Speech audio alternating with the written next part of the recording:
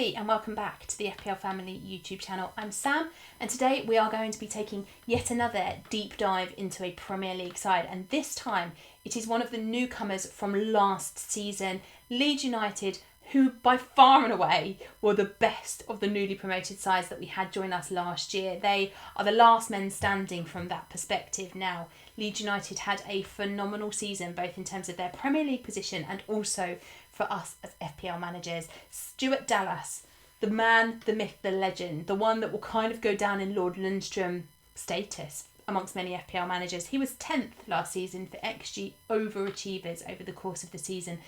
And in many ways, that's a result of him being wrongly positioned. He was classified as a defender last season, and we saw him play the majority of the season as a midfielder. And as a result of that, the attacking potential that he gave was just phenomenal, and we will see that a little bit later. But it's stats like this one about him and his XG overachievements last year that make it really understandable as to why he's been reclassified as a midfielder this season. As much as I wish he'd stayed in defence, because he would have been one of the first names in my team sheet had he been a defender this season. When we have a little look at BPS over the course of the season, then Meslier is 7th overall for BPS total scores. Again, another phenomenal achievement from a newly promoted side. Indeed, it's only Martinez amongst the goalkeepers that's above Meslier in this category. We also see Dallas in there for defenders, he's 5th, and Bamford also in there for forwards, he comes 3rd. So they had a really great season last year, and when we have a look at their underlying stats, that's no surprise really.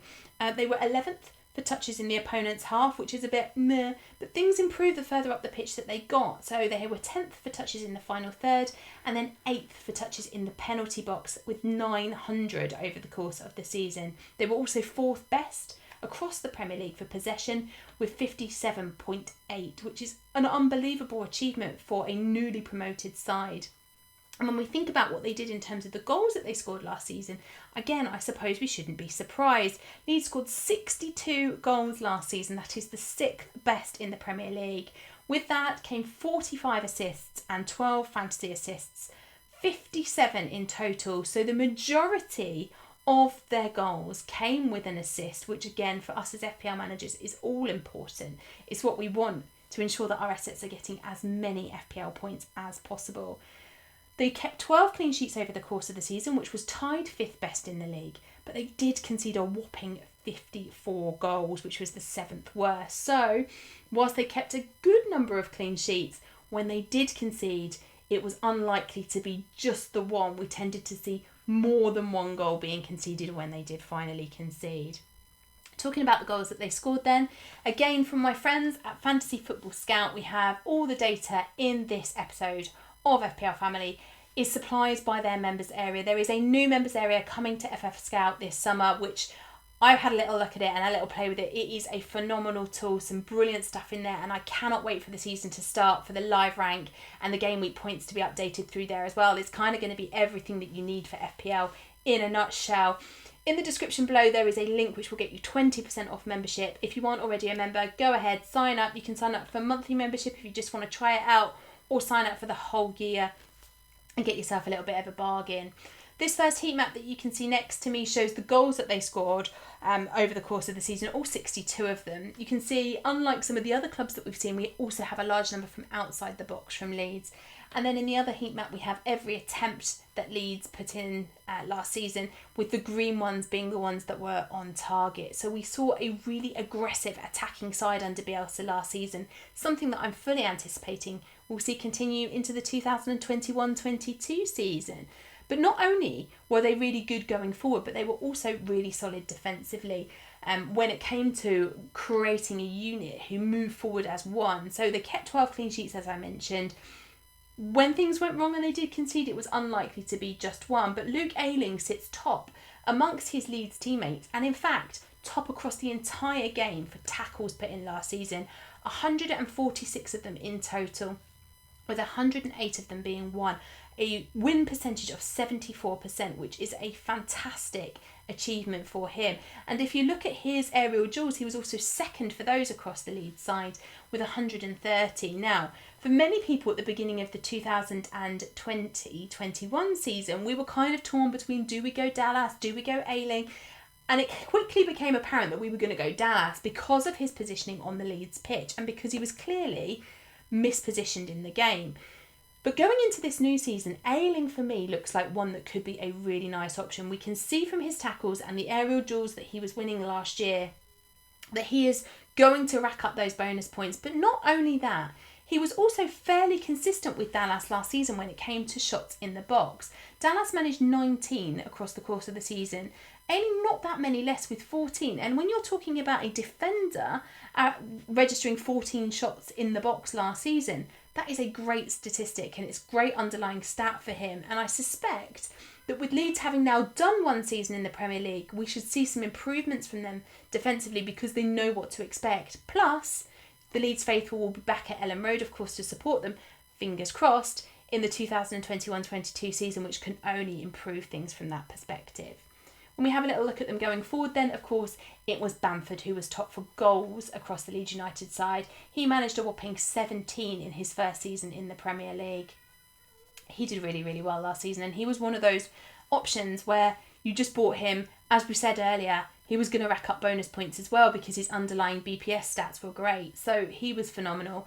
It was quite a long leap down then to Dallas and Harrison with just 8 each. But actually, when you think about their positioning and the amount that they were costing as FPL assets, 8 goals, fantastic achievement, particularly from Dallas from defence. And then, of course, we've also got Rodrigo and Rafinha, who at 6.5 looks like he's going to be a really nice option in midfield next time out. And then Klitsch also in there with 4 goals last season. So, from an FPL perspective, we had some great assets from Leeds last season.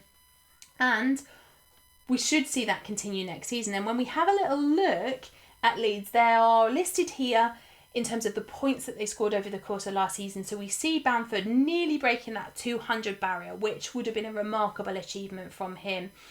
194 in total over the course of the season, closely followed by Dallas and then Meslier coming in third.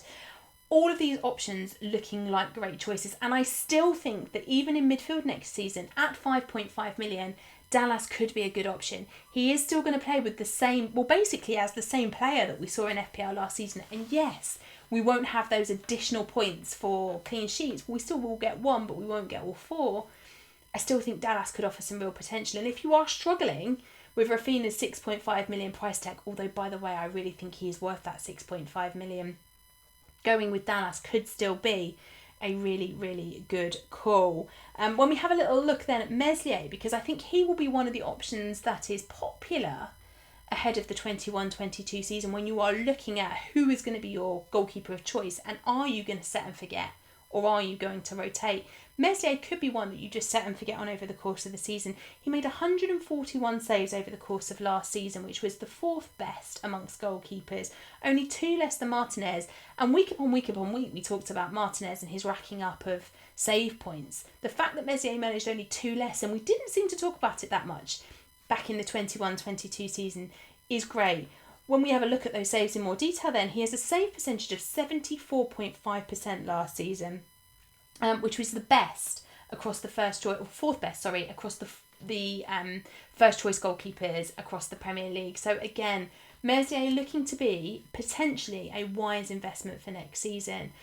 I think then as we look further down that list, we've got the defenders who, as I've already mentioned, for me, Ayling would be my preferred choice there. And then we have other options coming up, such as Klitsch or Struijk. We could even have a little look at players like Phillips in midfield. I think there are plenty of decent options there. And when we have a little bit lower down, we've got some really nice cheap options in there with the likes of Cooper at 4.5 million for these Leeds defenders. Could be a differential way in. Cooper's statistics, if we remember back, he was top for aerial duels amongst those Leeds defenders. So for me, going into the 21-22 season, I think there are some really nice picks there. Of course, you can go with Bamford again, and that seems to be a good idea, although he is going to cost you that little bit more money going into the new season. But I think potentially is still worth the price tag that you have to pay. You're going to have to pay 8 million this season. Big jump on what we saw last season, but for me, still worth it. Dallas in at the same price as he ended up last season, 5.5. But in midfield, again, Still think he could be an option. But if you're going with a midfielder, for me, it's Rafinha, sitting there in 4th overall for the points that they scored last season. But he did play less games than them, less minutes because of injuries. I think Rafinha at 6.5 will be an incredibly popular asset. We can see from the stat there that he is already owned by 27% of the game, which shows you what good value FPL managers are considering Rafinha to be right now. He'll be a really good pick, and I think that popularity will only grow over the course of pre-season. Ayling, for me again, he would be my defender of choice. So if you're going with a defender, Ayling it is for me. If you want to go midfield, it's hard to leave behind Dallas, but it's Rafinha in there, and of course it's Bamford up top. But don't overlook the goalkeeper, Messier. I think you got to spend a little bit more on him than you have for, say, the likes of Sanchez at Brighton. But if you do want a set and forget goalkeeper, then investing in Messier might just be a good idea. That's it for Leeds. I'll be back next time to talk about Leicester City and have a little look at their FPL options for the season. If you haven't already done so, give me a like, leave me a comment below with who you're investing in from a Leeds perspective for next season. And don't forget to hit that subscribe button so that you get notified every time we go live, release a video, or set a premiere. Thanks, guys.